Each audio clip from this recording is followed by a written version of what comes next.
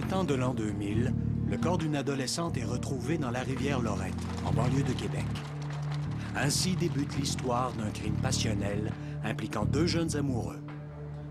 Le 7 avril 2000, l'ancienne Lorette est une petite ville située à une dizaine de kilomètres à l'ouest de Québec. Deux étudiantes marchent dans le boisé du centre des loisirs le long de la rivière Lorette. Elles aperçoivent ce qui leur semble être un mannequin étendu sur la berge. Elles s'approchent et réalisent que c'est un cadavre.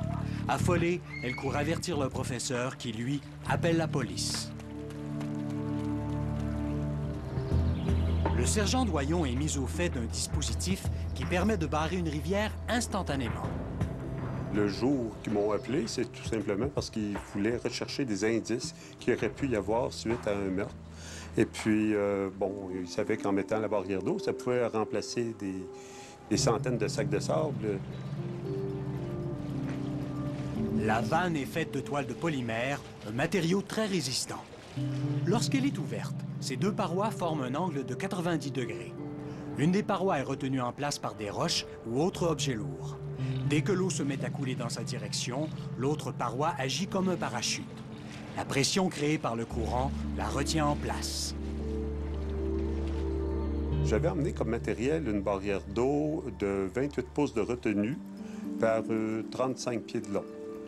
Et puis, j'avais aussi amené en équipement une grosse pompe pour pouvoir réussir à tout pomper l'eau de la rivière et la décontourner.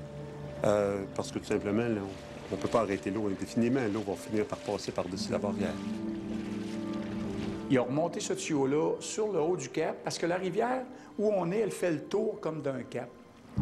Donc, on voulait fouiller, nous autres, toute la partie qu'il y avait de là, aller jusqu'à la victime. Ça donnait à peu près 200 pieds. La barrière, après l'installation, a resté environ une période de, je dirais, de 5 à 6 heures, assez long, parce qu'ils voulaient vraiment trouver vraiment des indices.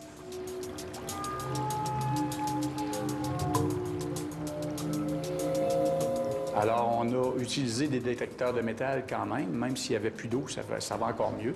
Et pour fouiller vraiment le lit de la rivière comme il faut. L'équipe réussira-t-elle à